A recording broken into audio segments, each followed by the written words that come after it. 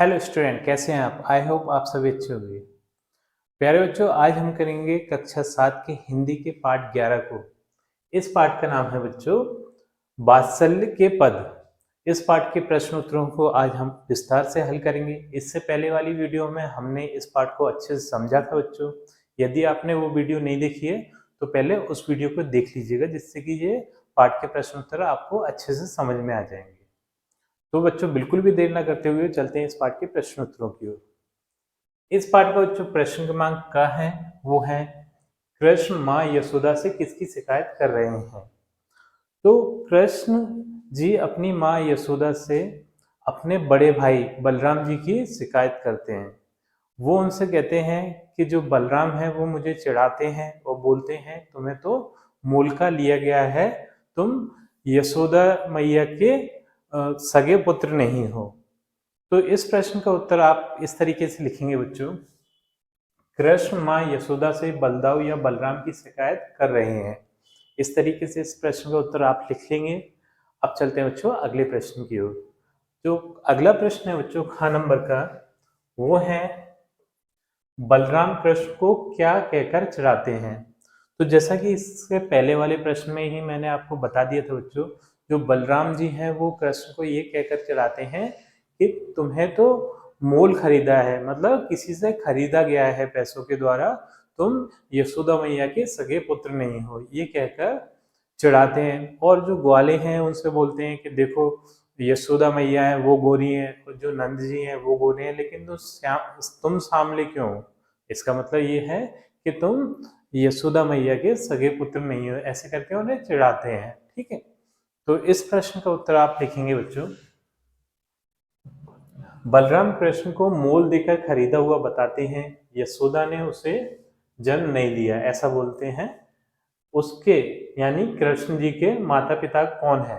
नंद और यशोदा दोनों ही गोरे रंग के हैं। उसका शरीर सांवला क्यों है? उसका का मतलब है कृष्ण जी का। ठीक है, तो वो बोलते हैं कि नंद और यशोदा मैया दोनों ही गोरे रंग के हैं, लेकिन तुम सांवले क्यों? क्योंकि जो बच्चे होते हैं वो अधिकतर अपने माता पिता पे ही पढ़ते हैं। ठीक, इस तरह की अनेक बातें कहकर बलराम कृष्ण को चिढ़ाते हैं। इस प्रश्न का उत्तर देखने के बाद बच्चों अब अगले प्रश्न को देख लेते हैं। जो ग नंबर का प्रश्न है वो है, यशोदा कृष्ण पर क्यों रीझ रही हैं? क्योंकि बच्चों जो छोटेपन में बाल रूप में जो कृष्ण जी हैं वो अपने बड़े भाई बलराम की शिकायत करते हैं और बोलते हैं कि ना इस कारण, क्योंकि वो मुझे चिढ़ाते हैं बलराम जी, और मैं अपने मित्रों के साथ खेलने नहीं जा पाता। तो उनकी ये बातें सुन सुनकर जो यशोदा मैया है वो रीझ रही हैं। ठीक है, यानी मन ही मन प्रसन्न हो रही हैं। ठीक है, तो इस प्रश्न का उत्तर हम लिखेंगे बच्चों, यशोदा ने बालक कृष्ण के मुख से क्रोध भरी बातें सुनी तो यशोदा कृष्ण पर रीझने लगी। ठीक है, यानी वो क्रोध करते हैं, गुस्सा दिखाते हैं कि देखो बड़े भाई बलराम मुझे चिढ़ाते रहते हैं, और ये जो ग्वाले हैं उन्हें भी सिखाते हैं, वो भी मुझ पे ताली बजा बजा के मेरे ऊपर हंसते हैं। तो है ना, इस कारण मैं बाहर खेलने भी नहीं जा पाता। तो ये सारी बातें सुनकर जो उनकी मैया यशोदा थी तो वो रीझती है, यानी मन ही मन प्रसन्न होती हैं कि ये छोटा सा बालक देखो कितना क्रोध कर रहा है। ठीक, अब देख लेते हैं बच्चों अगले प्रश्न को। जो घ नंबर का प्रश्न है वो है, यशोदा ने गोधन की कसम खाकर क्या कहा? तो यशोदा मैया तब ये सारी बातें सुनती हैं, कृष्ण जी जब क्रोध करते हैं तो बोलते हैं कि मैं ना गोधन की सौगंध खा के बोलती हूँ कि मैं ही तुम्हारी माँ हूँ और तुम ही मेरे पुत्र हो। मतलब उन्हें विश्वास दिलाने के लिए कि तुम्हें कहीं से मोल नहीं लिया गया, तुम तो मेरे सगे पुत्र हो, इसलिए वो गोधन की सौगंध खाती है। तो इस प्रश्न का उत्तर आप लिखेंगे बच्चों, यशोदा ने गोधन की कसम खाकर कहा कि वह उसकी यानी कृष्ण की माता है और वह कृष्ण उसका पुत्र है। ठीक है, तो ये आप देख लेते हैं बच्चों अगले प्रश्न को। जो रा नंबर का प्रश्न है ये है, कृष्ण को किन चीजों के प्रति अरुचि है?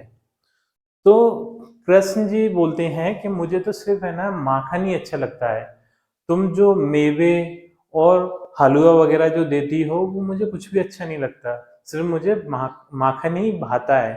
तो इस प्रश्न का उत्तर हम लिखेंगे बच्चों, कृष्ण को पकवान और मेवों मेवों के प्रति अरुचि है, मतलब पकवान और मेवे अच्छे नहीं लगते। ठीक, मेवे में आपके ये काजू पिस्ते बादाम वगैरह आ जाते हैं और पकवान में विभिन्न प्रकार के व्यंजन आ जाते हैं। ठीक है, तो ये सारी चीजें अच्छी नहीं लगती, उन्हें सिर्फ जो माखन है वो ही अच्छा लगता है कृष्ण जी जो को। तो अब देख लेते हैं बच्चों अगले प्रश्न को। जो 4 नंबर का प्रश्न है वो है, ब्रज युवती के मन में क्या इच्छा है। तो जिस टाइम पे बच्चों वो कृष्ण जी अपनी इच्छा बताते हैं कि मुझे सिर्फ केवल माखन अच्छा लगता है, पकवान और मेवे अच्छे नहीं लगते, तो जो एक पीछे ब्रज युवती खड़ी होती है वो अपने मन में ये इच्छा लाती है कि काश कभी कृष्ण जी मेरे यहाँ आए और वो मथनी के पास बैठकर माखन खा रहे हों और उनका ये सुंदर दृश्य मैं पीछे खड़े होकर छुपकर कहीं देखूं। ठीक है, तो ये इच्छा एक युवती ब्रज युवती जताती है। तो इस प्रश्न का उत्तर आप लिखेंगे बच्चों इस तरीके से, ब्रज युवती के मन में इच्छा है कि वह बालक कृष्ण उस युवती के घर में चोरी चारी मक्खन खाने जाएं और जब कृष्ण मक्खन की मटकी से मक्खन खाते हुए बैठे हों तो वह उन्हें छिपकर देखे, यही उस ब्रज युवती की कामना है। ठीक है, तो हमें पता है बच्चों जो कृष्ण जी थे वो माखन चुरा चुरा कर खाते थे, तो उसका जो मेन कारण ये था कि उनके जो भक्त थे वो अपने मन में ऐसी इच्छा रखते थे कि कृष्ण जी आए हमारे यहाँ से चोरी छुपे माखन खाएं और ये दृश्य हम देखें, तो वो अपनी भक्तों की इच्छा पूर्ति के लिए ऐसा करते थे। ठीक है, वो भक्तों की इच्छा पूर्ति के लिए चोर भी बने छोटेपन में। ठीक है, 6 नंबर का प्रश्न है बच्चों, गोपी प्रातःकाल कहाँ गई थी। तो गोपी प्रातःकाल बच्चों नंद जी के आंगन में गई थी, जहां उन्होंने यशोदा मैया के पुत्र यानी कृष्ण जी को देखा और फिर उन्होंने वहां उनको ये कहा कि यशोदा जी का जो पुत्र है वो लाखों करोड़ों वर्ष जिए। ठीक है, तो गोपी प्रातःकाल नंद जी के भवन गई थी। तो इसका उत्तर आप लिखेंगे, गोपी प्रातः नंद बाबा के भवन यानी घर गई थी। ठीक, अब देख लेते हैं बच्चों अगले प्रश्न को। जो 4 नंबर का प्रश्न है वो है, यशोदा कृष्ण का किस तरह श्रृंगार कर रही हैं। तो जो यशोदा मैया है वो कृष्ण जी को सजाती थी, छोटे थे जब उन्हें सजाती थी कैसे, उनके शरीर पर तेल लगाती थी जिससे कि उनका शरीर सुंदर दिखे। ठीक है, उनकी आंखों में काजल लगाती थी, काजल से उनकी भौहें बनाती थी, उनके गले में एक सोने या चांदी का हार डालती थी। ठीक है, मोर पंख लगाती थी उनके, इस तरीके से उनका श्रृंगार करती थी कृष्ण जी का। ठीक, तो इस प्रश्न का उत्तर आप लिखेंगे, यशोदा ने कृष्ण के शरीर पर तेल लगा दिया है, आंखों में काजल लगाकर भौहें बना दी हैं, उनके माथे पर काला टीका लगा दिया है। इस तरीके से उनका श्रृंगार किया गया है यशोदा मैया जी द्वारा कृष्ण जी का। ठीक, अब देख लेते हैं बच्चों, प्रश्न क्रमांक 2 है ये, दिए गए 4 उत्तरों में से सही उत्तर छांटकर लिखो। यही यानी हमें सही विकल्प वाला यहाँ प्रश्न दिया गया है। एक प्रश्न दिया जाएगा, उसके 4 विकल्प होंगे, उसमें से जो सही विकल्प होगा वो हमारा उत्तर होगा। ठीक, तो इसका बच्चों जो का नंबर वाला प्रश्न है ये है, कृष्ण को कौन चढ़ा रहा है। तो हमें पता है बच्चों कृष्ण जी को जो उनके भाई थे बलराम या फिर बलदाहु वो चढ़ाते थे। ठीक, तो इसका उत्तर हो जाएगा, सुदामा जी नहीं चढ़ाते थे, नंद बाबा नहीं, ग्वाला बाल नहीं, ये ग्वाला बाल भी चढ़ाते थे लेकिन खासकर ये बलराम जी चढ़ाते थे। इसका चौथे नंबर का जो विकल्प है वो सही हो जाएगा। ठीक है, बलराम जी। अगला प्रश्न है खा नंबर का, ये है, कृष्ण को क्या अच्छा लगता है। तो कृष्ण जी को सबसे अच्छा माखन पसंद था बच्चों, तो इसका उत्तर हो जाएगा माखन। ठीक, तो तीसरे नंबर पे दिया है माखन या फिर मक्खन। गा नंबर का प्रश्न है ये है, यशोदा किसका श्रृंगार कर रही है। तो यशोदा मैया कृष्ण जी का श्रृंगार करती थी, तो इसका उत्तर हो जाएगा कृष्ण जी। ठीक, कृष्ण, ये दूसरा वाला। हाँ, प्रश्न क्रमांक 3 है बच्चों, ये है, रिक्त स्थान भरिए। तो यहाँ पर बच्चों मैंने रिक्त स्थान पहले से ही भर दिए हैं। ठीक है, यहाँ से देखकर कर सकते हैं, मैं आपको समझा भी देता हूँ। जो का नंबर वाला रिक्त स्थान है ये है कहा कहो एही रिश्ते मारे डैश हो नहीं जात तो खेलन।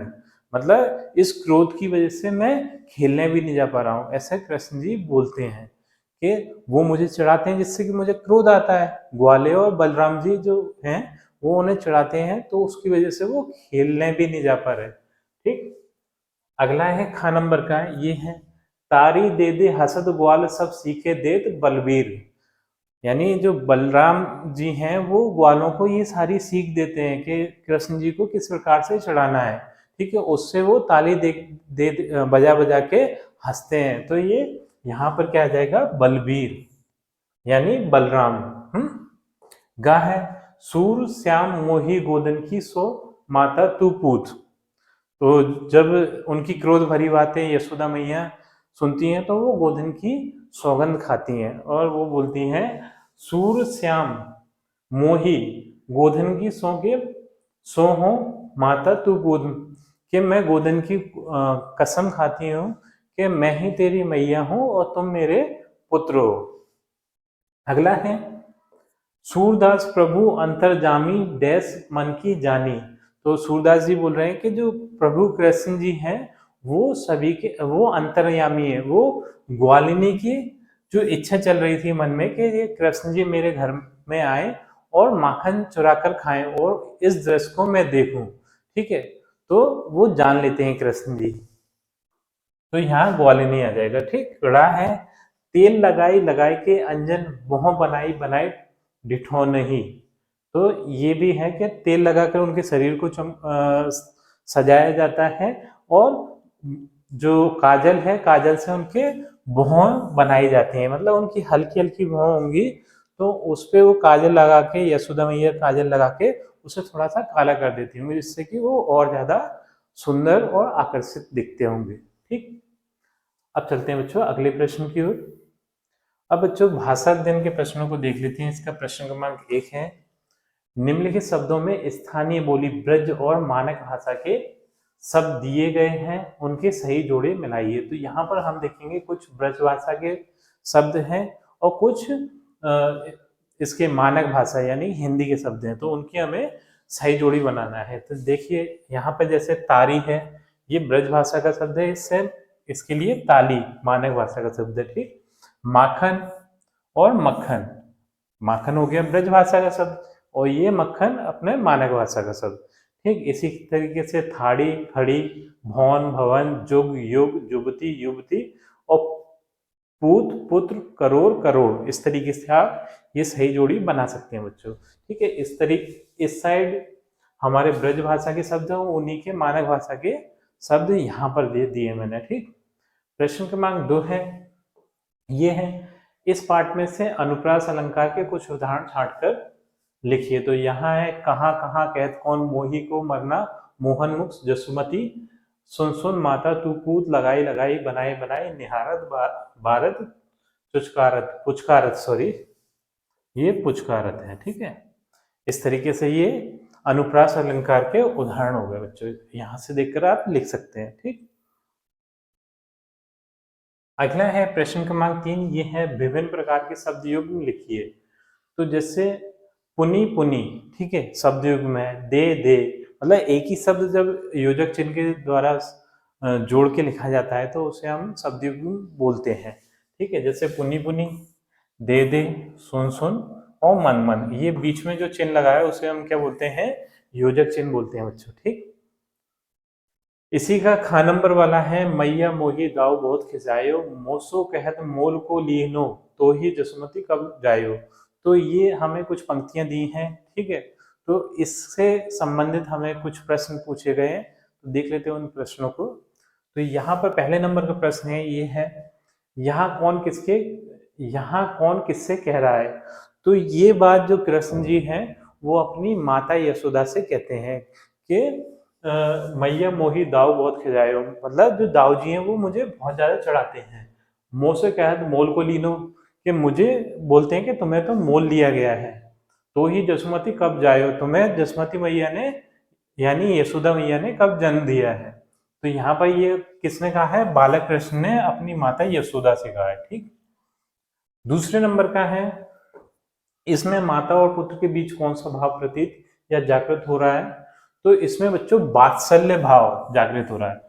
तो वात्सल्य भाव मैं आपको समझा देता हूँ बच्चों।